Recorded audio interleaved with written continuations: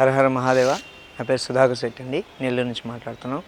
రీసెంట్గా బంగ్లాదేశ్లో హిందువులపై జరుగుతున్న పైశాచిక దాడుల విషయంలో వారిని ఆస్తులు ధ్వంసం చేస్తూ, మానభంగం చేస్తూ, వారి మీద దాడులు చేస్తూ వాళ్ళని చంపేస్తూ ఉన్నారు. ఈ పరిస్థితుల్లో మరి ప్రభుత్వం మోడీ గారిని మేము అడిగేది ఒకటే, ప్రపంచ న్యాయ వ్యవస్థ ఏం చేస్తుంది?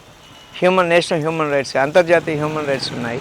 ఇలాంటి సమస్యలన్నీ ఈ యొక్క ఇజ్రాయెల్ నెతన్యాహు మీద కానీ, పుతిన్ గారి మీద కానీ మీరు అరెస్ట్ వారెంట్లు ఇచ్చారు, ఇది చేశారు.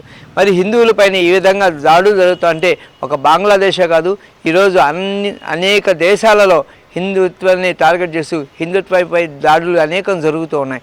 ఇలాంటి పరిస్థితుల్లో హిందుత్వం కోసం ఒక ప్రత్యేక చట్టాన్ని తీసుకురావాల్సిన పరిస్థితి ఉంది. ఈ విషయంలో ఐక్యరాజ్య సమితి స్పందించాలి. అదేవిధంగా ఐక్యరాజ్య సమితి దృష్టికి నరేంద్ర మోడీ గారు తీసుకుపోయి ఏ దేశంలో హిందువు మీద ఎవరైనా దాడులు చేస్తే వారిపైన కఠిన చర్యలు తీసుకునే విధంగా ఒక చట్టాన్ని తీసుకొచ్చే విధంగా, అంతర్జాతీయంగా దాన్ని ఆమోదం తెలిపే విధంగా ప్రణాళికల్ని సిద్ధం చేయాలి. దాన్ని సాధించాలని చెప్పి నరేంద్ర మోడీ గారిని నేను కోరుకుంటున్నాను. అదేవిధంగా ఈరోజు ఆంధ్ర రాష్ట్రం విషయానికి వస్తే ఎక్కడో వద్దు, ఆంధ్ర రాష్ట్రం నెల్లూరు కాడికి వస్తే నెల్లూరులో ఈరోజు దేవాదాయ ధర్మ అంటే పవన్ కళ్యాణ్ గారు ఒక మాట అన్నారు, హిందూ ధర్మాన్ని కాపాడుతాను, సనాతన ధర్మాన్ని కాపాడుతా అన్నారు. సో మేమేమడుగుతున్నాం అంటే జనసేన పార్టీ అధ్యక్షుడు డిప్యూటీ సీఎం పవన్ కళ్యాణ్ గారిని ఈరోజు మా నెల్లూరు తీసుకోండి. నెల్లూరులో అనేక దేవాదాయ ధర్మాదాయ శాఖకు సంబంధించి అనేక భూములు ఈరోజు అన్యాక్రాంతమై, అదేవిధంగా అన్య మతస్థుల చేతిలో కూడా ఉన్నాయి. ఆ యొక్క స్థలాలన్నీ మేము ఏదైనా సమాచార హక్కు చట్టం ద్వారా పెడితే ఇది కోర్టు పరిధిలో ఉన్నాయి, మేము మీకు వివరాలు ఇవ్వకూడదని దేవాదాయ ధర్మాదాయ శాఖ చెప్తూ ఉంది. మాకు తెలిసిన ప్రధానమైన కొన్ని చెప్తున్నాము. ఇవన్నీ కూడా దాదాపుగా హిందువుల ఆస్తులే. వీటి విషయాలు మీరు తెలుసుకోవాలని, మీకు తెలియజేయాలన్న ఉద్దేశంతో తెలుపుతున్నాము. విఆర్ కాలేజు, రంగనాథ స్వామి గుడి మాన్యము, అదేవిధంగా వేణుగోపాల స్వామి గుడి మాన్యము, వేద సంస్కృత పాఠశాల మాన్యం, చీదల సత్రము, అదేవిధంగా సర్వోదయ కాలేజు, మొగలపల్లి సత్రము, ఆంజనేయ స్వామి గుడి, బైపాట్ రోడ్డు చాలా స్థలం ఉంది. అదేవిధంగా పెంచల కొండ స్థలాలు, నరసింహస్వామి కొండ స్థలాలు, జొన్నవాడ, గొలగముడి, కందప్ప సత్రం, కందప్ప మేస్త్రి సత్రం, అదేవిధంగా బాలయోగ ఆశ్రమము, ఇది కూడా హిందువులకు సంబంధించిన వేదాయపాల ఏరియాలో ఉంది. అదేవిధంగా ధర్మరాజ సత్రము, అదేవిధంగా కొంకిమాల సత్రము, అదేవిధంగా వినాయక హాల్ పక్కన నెల్లూరులో అక్కడ ఒక దేవాలయ ధర్మాదాయ సంబంధించిన విలువైన భూములు ఉన్నాయి. అదేవిధంగా మూలాపేటలో కోనేరులు ఉన్నాయి. అదేవిధంగా కస్తూర్బాయి కళాక్షేత్ర అక్కడ అది కానీ, అదేవిధంగా కస్తూర్బాయి కళాక్షేత్ర ఎదురుగా ఆంజనేయ స్వామి గుడికి సంబంధించి మాన్యం ఉంది.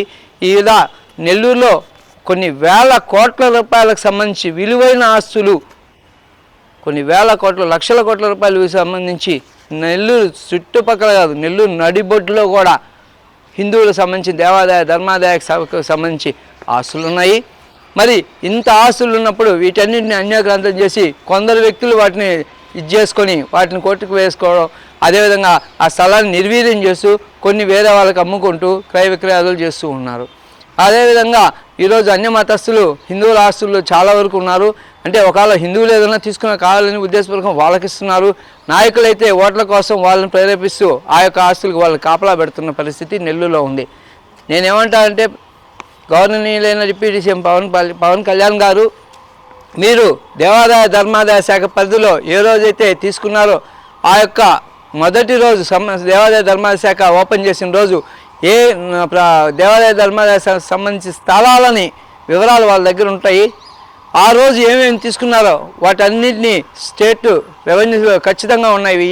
వీటన్నిటిని సేకరించి దానికి సంబంధించి నెల్లూరులో ఎక్కడెక్కడ ఎన్విరాన్మెంట్ స్థలాలు ఉన్నాయో వాటిలన్నిటి లిస్ట్ అవుట్ చేసి వాటిలన్నిటి ప్రభుత్వాలు తీసుకొని అవి ఎక్కడెక్కడ ఉన్నాయో వాటన్ని మీద ఈ దేవాదాయ ధర్మాదాయ స్థలాలు ఇంత మాన్యం ఉంది, ఇంత ఉంది అనేసి క్లియర్గా ప్రజలకి తెలిపే విధంగా ఆ స్థలాలన్నిటికీ బోర్డులు పెట్టి ఆ స్థలాలన్నీ ఎక్కడ ఉన్నాయనేది ప్రజలకు తెలపాలి. అదేవిధంగా ఈ యొక్క దేవాదాయ ధర్మాదాయ శాఖ ఉన్నప్పటికీ కూడా ఇంత మాన్యం, ఇన్ని ఆస్తులు పరాధీనం అవుతున్న పరిస్థితుల్లో ఈ దేవాదాయ ధర్మాదాయ శాఖ అవసరమా? సో మేము అడిగేది ఒకటి, హిందువులుగా మా హిందూ సంస్థలు ఉన్నాయి, మేము మా హిందువుల ఆస్తులను రక్షించుకోగలం. కాబట్టి దేవాదాయ మీరు ఈరోజు డిప్యూటీ సీఎంగా ఉన్నారు, మీ మాటే శాసనం, మీరు ఏదైనా చేయగల పరిస్థితి ఉంది. కాబట్టి దేవాదాయ ధర్మాదాయ శాఖను రద్దు చేయాలి. అదేవిధంగా ఈరోజు చూస్తూ ఉంటే ఈ పరిస్థితుల్లో బకాసుడికి భోజనానికి కాపలా పెట్టినట్టుంది టీడీపీ ప్రభుత్వంలో శాఖల మంత్రుల పరిస్థితులు. సో అందరినీ అనట్లేదు, కొంతమంది ఉన్నారు. బకాసుడికి భోజనానికి కాపలా పెట్టినట్టుంది. సో కాబట్టి అలాంటి నాయకులు ఎవరున్నారు మీరు గుర్తించండి.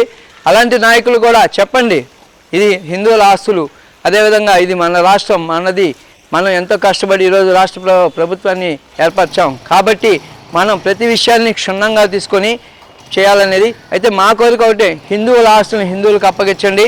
ఈరోజు అన్ని ఎకరాలు ఎవరెవరో భూస్వాముకున్నాయి. ఇప్పుడు మనోసిద్ధి నగర్ ఉంది, అక్కడ కాలువ నీళ్లు విపరీతంగా నీళ్లు ఉన్నాయి. ఆ స్థలాలు ఖాళీగానే ఉన్నాయి, ఎన్నో ఏళ్లుగా బీడి భూములు అయిపోయి ఉన్నాయి. అదేవిధంగా అనేక స్థలాలు చాలా మాగుంట్ల రోడ్డు కావచ్చు, మైపాడు రోడ్డు కావచ్చు, స్టోనర్స్పేట కావచ్చు, అదేవిధంగా సంతపేట కావచ్చు, అదేవిధంగా వేదాయపాలెం కావచ్చు, అదేవిధంగా దర్గామిట్ట కావచ్చు, ఇట్లా నెల్లూరులోని పిన్ టు పిన్ ప్రతి ఏరియాలో కూడా ఈ యొక్క దేవాదాయ స్థలాలు ఉన్నాయి. వీటన్నిటినీ దేవాదాయ ధర్మాదాయ శాఖ తీసుకోవాలి. అదేవిధంగా ఎప్పుడో రూపాయికి, ₹1, 10 ఇలాగా ఈ బాడుగులకి వాళ్ళకి ఇచ్చున్నారు. అసలు ఎంతకి ఇచ్చారో ఒకసారి మీరు తీసుకొని ఈరోజు మార్కెట్ వాల్యూ ప్రకారం నగరంలో ఎంతెంత బాడుగులు నడుస్తున్నాయో ఒకసారి చూడండి. మరి వాటన్నిటినీ మళ్ళీ ఎండోమెంట్ వాళ్ళు తీసుకొని ఆ యొక్క బాడుగులు పెంచే విధంగా చేయండి కనీసం చర్యలు. ఆ వచ్చే డబ్బులతో గుళ్ళని డెవలప్ చేయండి. అదేవిధంగా పూజాలకి వాళ్ళకి కావాల్సిన ఆర్థిక పరిస్థితులు, వాళ్ళకి ఏదైనా అందులో ఇప్పుడున్న పరిస్థితిలో పౌరోహిత్యం చేసేవాళ్ళే లేరు. వాళ్ళ యొక్క పిల్లల్ని కూడా ఎవరు ఇచ్చే పరిస్థితి లేని కారణంగా వాళ్ళు ప్రత్యామ్నాయం ఎత్తుకుంటున్నారు. అలాంటి వాళ్ళకి విద్య, వైద్యం, ఆరోగ్యం, అదేవిధంగా వాళ్ళకి ఆసరా కూడా కల్పించే విధంగా మనం చర్యలు చేసుకోవచ్చు. అదేవిధంగా ప్రభుత్వం మీద ఆధారపడాల్సిన అవసరం కూడా లేదు.